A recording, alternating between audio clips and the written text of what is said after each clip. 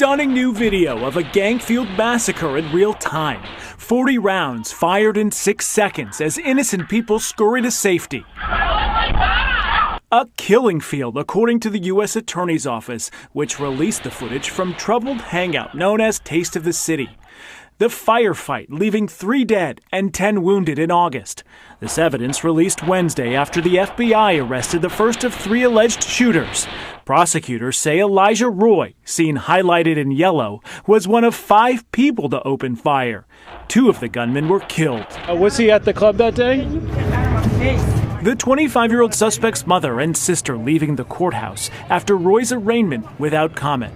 However, the alleged gang member cried as he was led to jail and told his family, "I want to go home." Nah, buddy. Ain't no I want to go home now. You was just on the run.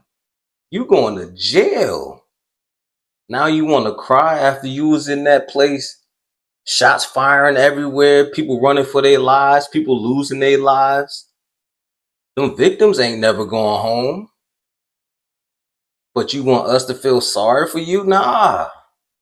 Listen, these are the consequences of your actions. And 40 rounds in 6 seconds? They definitely had them switches in there, but let's continue. He's a 25-year-old young man who's in federal custody, just got transported from 20-hour lockdown in North Carolina. Of course he's scared. The feds say they found the ex-con hiding out in North Carolina, alleging 2 Brooklyn rival gangs chose to settle a score, putting countless lives in the crosshairs. Out of the 10 shooting survivors, at least 2 have filed lawsuits against the Taste of the City lounge for not providing adequate security that night, they say, which has left them with lasting physical and emotional scars. One of them, Amadou Ba, is represented by attorney Nick Romcheritar. When he entered the lounge, no one searched him. They waved him through. Saying the 25-year-old is now unable to work his construction job after being shot in the ankle. Because of that, he suffers from PTSD. He's scared to go into just a normal establishment. As to who shot whom, Roy's attorney says it's unclear. I can't make heads or tails of what is or isn't in his hand on the video. What I saw was my client leaving a establishment and falling down. Whether he left with a smoking gun will be for a jury to decide. Yeah, it might be open and shut case on this one, my guy. Just to give you guys a quick recap of this incident, because I remember this incident clearly. So this incident happened back in August, around August 17th, this past summer. So around 3:30 a.m., one of the associates that was with this guy, Marvin St. Louis, 19 years old, began taunting a rival gang member, Jamel Childs, who was 35 years old. You 35 years old, still gang banging. Where did you go wrong in life? All right, but let's continue. The confrontation quickly escalated with authorities said St. Louis, the 19-year-old, shooting at Childs, who returned fire. Both St. Louis and Childs were killed in the shootout, as another man, 27-year-old Amadou Diallo, who was probably just an innocent bystander, was killed as well. Prosecutors described Elijah Roy, who was the suspect that they just caught, and St. Louis as members of the 5'9" Brims gang, a subset of the Bloods. They said Childs was part of a rival gang, the Folk Nation Gangster Disciples. Now, some witnesses say that during the incident or during the night of the event, there was some sort of confrontation, but cooler heads prevailed. And then later on, it kind of sparked back up. But I'm pretty sure the full story will come out within the trial, if it even goes to trial. But they just caught this guy, 25-year-old Elijah Roy, who, as I mentioned earlier, is part of the 5'9" Brims gang.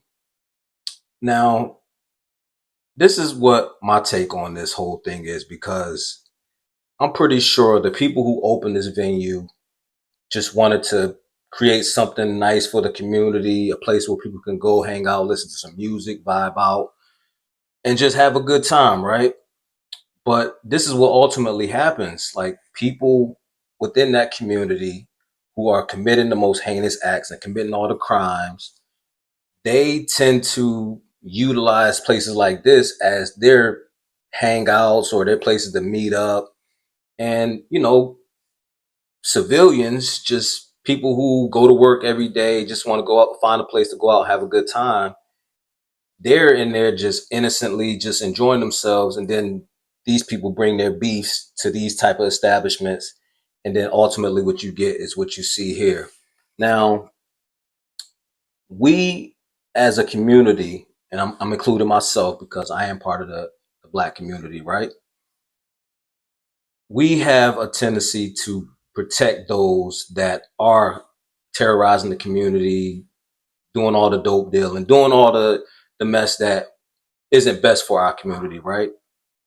But we tend to protect them because of the whole no snitching thing. And I'm willing to bet, I'm not a betting man, but I'm willing to bet that the sister and the mom probably had a hand in helping this dude flee to North Carolina to escape police prosecution, right? And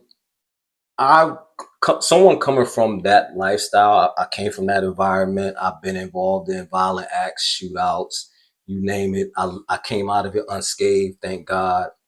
But when you're younger, you tend to gravitate towards the places that have some sort of element of danger. I know it's weird. I know it sounds crazy, but this place had someone lose their life or was shot outside of that venue a year prior to that. But you think that's going to scare people away from going? No, it's just an isolated incident. It won't happen again. And then what you get? Multiple people shot. I think all in all, 10 people were shot. 3 people lost their lives. Numerous people were injured, running out, trying to escape. But yeah, we would party where there was some sort of element of danger. We knew that someone could potentially get killed. There's a place, and if you're from Connecticut, you know this. There's a place called Club Blue. And Club Blue was in Hartford, Connecticut, right? And it wasn't a weekend that didn't go by that someone either got shot in the parking lot or got killed in the parking lot. There was definitely fights inside of the club, like every weekend until they eventually shut that place down. But my point is, this doesn't really deter people from going to these type of places because that's all that we have in these neighborhoods, unfortunately.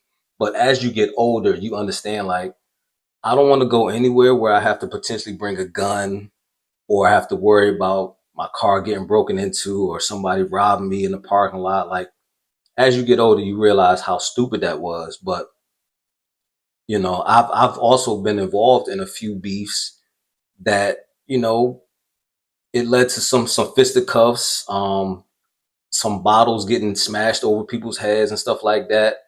And definitely nothing I'm not proud of. But one thing I can say is we made it to the other side as older adults where we can see each other to this day, and this peace is cool. Some of us went on to raise families, and, you know, we see each other shopping at Target or whatever. And it's like, all right, yeah, that was crazy back then, but we ain't on that type of time, you know? And these youngsters, unfortunately, a lot of them don't even get to see that side because they have a disagreement, a dispute, and their first reaction is to pull out a gun and take someone's life. And then now, who they could have potentially been business partners with later on in their life, they're not. That person is gone and they spending the rest of their life in jail. So it's just an unfortunate situation, but I definitely wanted to bring this to y'all attention because, you know, they said 2 other gunmen are at large still. The FBI had to get involved. So we'll see how this plays out, man. And I'll keep y'all updated as the news comes to me, man. So appreciate y'all again for checking me out, rocking with me. Again, continue to support the clothing brand Fueled by Faith. It's all faith-based. I appreciate y'all once again.